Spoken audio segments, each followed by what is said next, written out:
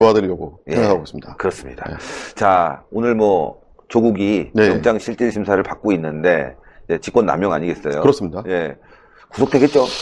정상적인 국가라면 당연히 이거는 영장을 발부 안 할 방법이 없습니다. 지금 언론에서는 이제 직권남용만 나오고 있는데요. 예. 사실은 뭐 법률가들이 봤을 때의 죄명은 직권남용뿐만이 아니라 제가 볼 때는 증거인멸도 가능하고요. 예. 뭐 강요, 그 다음에 위계 및 위력에 의한 공무집행방해도 저는 성립할 수 있다고 보는데 뭐 어쨌든 직권남용으로 포괄적으로 청구를 했다 하더라도 사실관계는 다 포함됐을 거니까요. 예. 예. 그래서 이 유재수 감찰 무마는 청와대에서 계속 피의사실 공표를 하지 말라라는 압박을 통해서 사실은 언론도 취재력이 많이 제한되어 있지 않습니까? 예. 그 제한된 속에서도 나오는 얘기들이 아주 엄청난 일들이에요. 그러니까 예를 들자면 지금 겪어보셔서 아시겠지만 밤에 조금 시비가 붙어가지고 옆자리에서 폭행 시비가 붙었다. 예. 그럼 요즘에 경찰들이 어떻게 처리하냐면요. 쌍팔년도 때는 적당히 경찰서 와서 서로 화해하고 없던 걸로 하자. 이렇게 되면은 그냥 훈방 조치로 끝난 경우가 많았지만 예. 지금은 사건 번호가 딱 따지면 그건 조사가 들어가야 되고 반드시 처리 결과가 나와야 돼요. 예. 그러니까 나중에 뭐 화해를 하고 그랬다 하더라도 그런 과정이 다 조사가 돼서 이거는 공소권 없기 때문에 무혐의 뭐 불기소 처분이다. 이렇게 절차가 이루어져야 됩니다. 예. 왜냐하면 과거에 그 좀 우리가 법치 후진국 시절에는 그런 식으로 수사기관이나 국가기관에게 재량을 많이 주면 억울한 사람이 생기거든요. 그렇죠. 예. 그렇기 때문에 불기소를 하든 기소를 하든 다 절차를 남겼어야 되는데 지금 언론 보도를 보니까 조국 전 수석이 아예 감찰 자료를 폐기하라고 했다고 그러니까요. 하더라고요. 그러니까 이거는 어떤 혐의를 열심히 조사를 했는데 혐의가 없다 이런 결론을 내린 게 아니라 아예 그 절차 자체를 뭉갰기 때문에 이거는 뭐 정상적인 국가에서는 상상할 수 없는 일이죠. 상상할 수 없는. 예. 아주 강한 처벌이 필요한 그런 상황이 되겠죠. 적어도 뭐 구속영장 발부 사유가 도망할 우려, 증거인멸 아니겠습니까? 예. 근데 이제 물론 이 정권에서 적폐 수사를 할 때 전 정권에 있는 사람들을 전부 다 구속시켰지만 증거인멸할 우려도 없는데도 근데 지금 사안은 달라요. 이미 증거인멸을 할 수 있는 가능성이 아주 농후한 정황이 다 드러났기 때문에 이 부분에 대해서는 법률가로서는 저는 뭐 100% 구속영장이 발부될 거라고 확신을 합니다. 예. 다만 이제 워낙 지금 대한민국이 지난 한 2년 반 동안 말도 안 되는 일로 벌어져 왔기 때문에 제 예상은 넘는 일들이 하도 벌어지니까요. 그렇죠. 그런 뭐 우려 뭐 그런 정도는 갖고 있지만 사법부가 여기서도 영장 발부를 안 한다면 이 국민들이 분노가 용서를 못하겠죠. 폭발할 것 같습니다. 네. 아까도 제가 서두에 말씀을 좀 드렸지만 이 자유민주주의의 꽃은 선거거든요. 예. 선거 개입, 부정선거. 이거 용서할 수 없는 일이 지금 울산에서 벌어졌고, 뭐, 제주도, 이외에도 곳곳에서 지금 그런 흔적들이 나오고 있거든요. 그렇습니다. 예. 사실 제가 지난주에 또 한국당 울산 부정선거 특위위원으로 제가 임명이 돼서 좀 활동을 하고 있긴 한데, 지금 저는 이런 포인트를 하나 던지고 싶어요. 그 울산 부정선거 의혹에 대해서 백원호 비서관까지만 지금 언론에 나오고 있는데, 그럼 그때 당시 민정수석이 누구였냐는 거죠. 뭐 조국이죠. 그렇죠. 그러니까 지금 검찰에서는 유재수 감찰 무마만을 가지고 영장을 청구했지만 결국 탄핵 사유로 발전하는 부정선거 의혹에 대해서 역시 중간 다리에 조국 수석이 또 있다라는 얘기입니다. 그러니까 지금 제가 법원에서 영장을 기각한다는 것은 국민적 저항에 또 부딪힐 것이고 예. 검찰에게는 또 다른 한 수가 또 준비되어 있다는 것이죠. 예. 울산 부정선거 의혹. 그렇죠. 예. 그리고 오늘 곽상도 의원이 또 한 건 터뜨렸죠. 제주도도 그 당내 경선에 대해서 후보자 매수, 후보자한테 뭐 자리를 그렇죠. 해준다는 그런 식의 벌써 2건 정도가 나왔으면 감이 있다면 이건 광범위하게 벌어졌던 게 아닐까라는 그런 당연히 시청자분들께서도 그렇게 생각하시겠죠. 예. 곳곳에서 벌어졌고 조금 어려운 지역은 이렇게 후보자를 그렇죠. 자리를 준다고 하고 예. 또 금품도 오갈 수 있고 예. 여러 가지 상황을 저희가 상상해 볼 수 있고 의혹을 가질 수 있단 말이에요. 그래서 흔히들 이제 뭐 부정선거라고 말을 하면 무슨 개표 조작이라든지 투표 조작으로 많이들 상상하지만 그렇지 않습니다. 그 정당하게 절차를 거쳐서 정치인이 되겠다라는 그 당내 민주주의를 완전히 말살하는 이것이 지금 더 큰 중요한 문제죠. 왜냐하면 예. 지금 그 전까지 우리는 투개표 조작에 대해서 국민들이 관심을 많이 갖기 때문에 그에 대한 부분은 많이 감시 장치가 있어 왔습니다. 예. 그러나 이제 정당 내에서 후보자를 매수하고 후보자를 제거하고 예. 상대 후보를 갖다 공격하고 그렇죠. 그런 부분에 대해서 막 경찰을 동원해서 수사 결과를 막 발표하면서 있지도 않은 뭐 그런 일들. 그리고 이제 오늘 제가 나오기 전에 그 박근혜 대통령이 선거 개입했다라고 그 확정된 2년 그 판결문 한번 읽고 나와봤어요. 예. 거기 보면 이렇게 나와 있더라고요. 대통령은 누구보다도 선거에 있어서 공정성을 지켜야 하는 헌법의 표상이다. 뭐 이런 표현이 있어요. 네?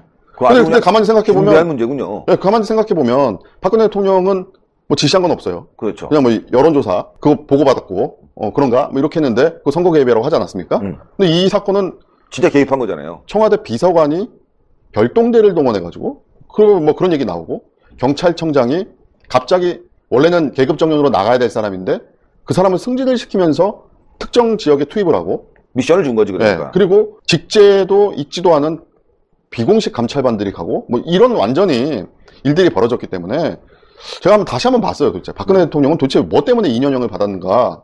뭐 제가 그건 담당하지 않았던 사건들에서 봤는데 그 정도도 그렇게 법원에서 기준을 마련해 놨으면 이거는 뭐 사실 말도 안 되는 일이죠. 사실 탄핵 사유죠. 저는 탄핵 사유라고 봅니다. 100% 탄핵 사유고 법정 최고 형량을 내려도 뭐 과언이 아니죠. 이거.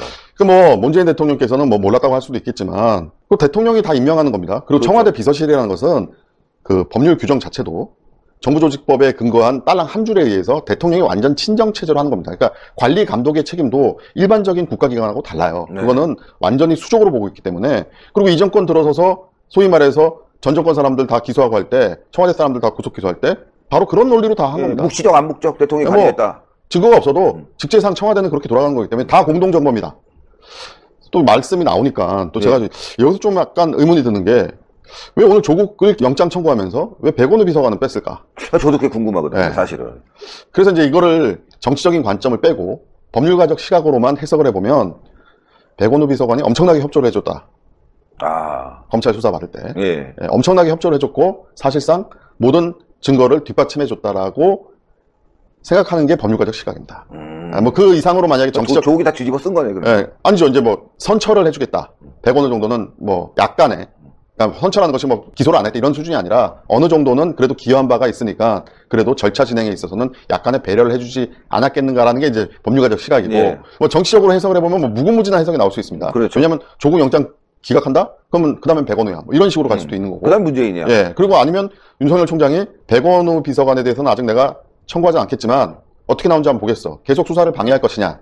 또 지금 국회에서 그 전에 논의도 안 됐던 갑자기 또 다른 새로운 독재 공수처법이 또 나오지 않았습니까? 네. 그거 지금 윤석열 총장이 반발했죠. 예, 오늘 아주 대노했다고 합니다. 예. 그러니까 이제 만약 그것까지 해서 대한민국 헌정 질서를 완전히 무너뜨리겠다 그러면 그럼 내가 칼 더 뽑을게. 뭐 이렇게 해석할 수도 있어요. 정치적으로는.